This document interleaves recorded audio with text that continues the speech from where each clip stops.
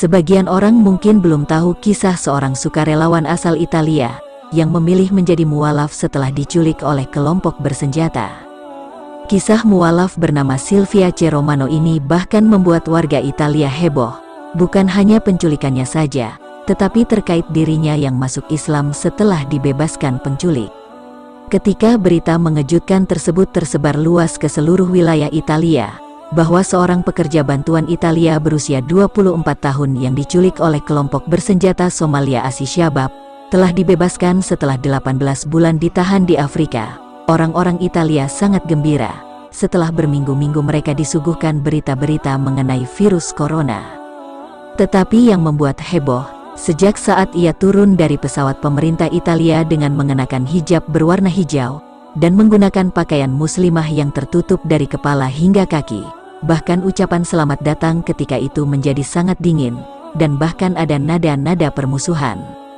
Ia diculik pada November tahun 2018, saat itu dirinya tengah menjadi sukarelawan untuk sebuah LSM Italia di panti asuhan. Silvia diculik di Kenya dan dibawa ke Somalia, di mana banyak orang-orang bersenjata yang tidak ia kenal. Saya datang untuk menjadi sukarelawan, saya melakukan sesuatu yang baik. Mengapa ini terjadi pada saya? Apa kesalahan yang telah aku perbuat? Apakah kebetulan bahwa saya yang diambil? Mengapa tidak gadis lain? Apakah seseorang memutuskannya? Ucap Silvia. Pertanyaan-pertanyaan tersebutlah yang selalu mengisi kepalanya saat itu. Selama dirinya menjadi tawanan, ia merasa lebih dekat dengan Tuhan. Selama perjalanan yang cukup panjang itu, keyakinannya dalam memperkuat keimanan berkembang seiring waktu. Ia mempelajari Al-Quran selama diculik oleh kelompok bersenjata, bahkan ia juga mempelajari poin-poin umum antara Al-Quran dan Alkitab. Hingga akhirnya Silvia mengungkapkan jika Al-Quran merupakan teks suci, dengan prinsip-prinsip yang jelas yang dapat membimbing dirinya kepada Tuhan. Masuk Islamnya Silvia Romano yang kini merubah namanya menjadi Aisyah, bersamaan dengan rumor bahwa Italia telah membayar uang tebusan untuk pembebasannya. Dia bahkan sempat menghadapi ancaman, dalam sebuah episode baru yang memfokuskan perhatian pada komentar anti-migran dan anti-Islam, yang dilepaskan di Italia selama 15 bulan ketika Matteo Salvini, pemimpin Partai Liga, menjabat sebagai Menteri Dalam Negeri negara itu, sampai dia digulingkan musim gugur yang lalu.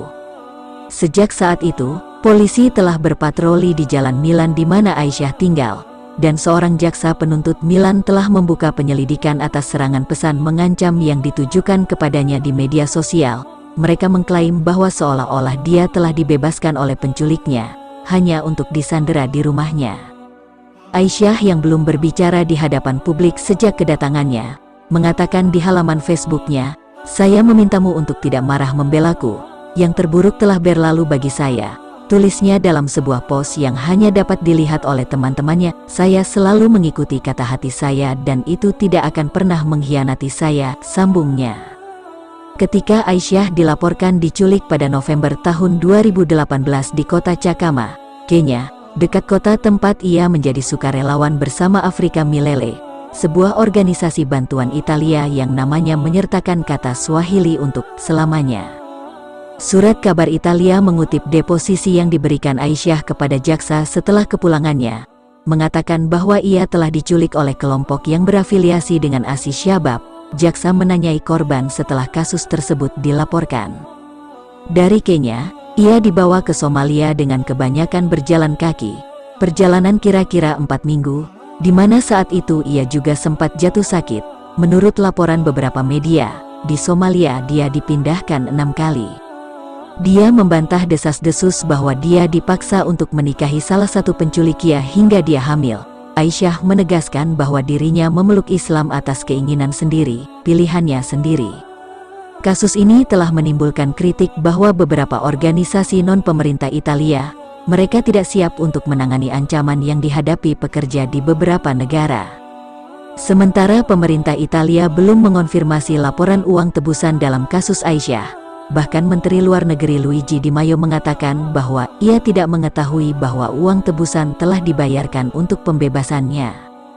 Masuk Islamnya Aisyah juga dihubung-hubungkan oleh beberapa pihak dengan serial televisi Homeland, di mana Sersan Nicholas Brody, seorang marinir AS yang ditawan oleh Al-Qaeda, masuk Islam dan kembali ke Amerika Serikat sebagai agen musuh. Perdebatan tentang hal ini juga mencapai parlemen Italia. Media-media Italia meluncurkan kampanye kebencian terhadap pilihan Aisyah. Islami dan bahagia, Sylvia yang tidak tahu berterima kasih, ujar judul halaman depan harian sayap kanan Il Giornale. Surat kabar Vatikan, L'Osservatore Romano, menyeru warga Italia untuk lebih berbelas kasih.